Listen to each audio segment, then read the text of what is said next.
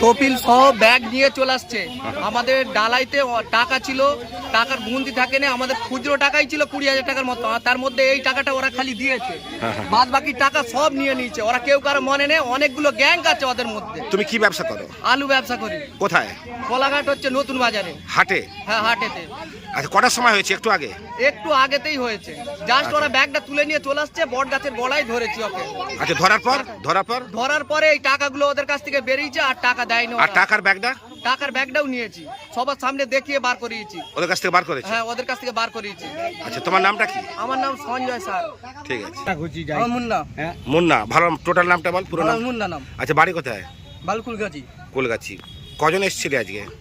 আজকে কজন এসেছিলি? আমার মা, আমি এই শুনুন, আমি এই আরো দুজন মহিলা ছিল সঙ্গে? ওইটা আমি চিনি না, আমি আল্লাহ কসম বলতেছি। আচ্ছা, এরকম আর কখনো করবি? আর কখনো করবি?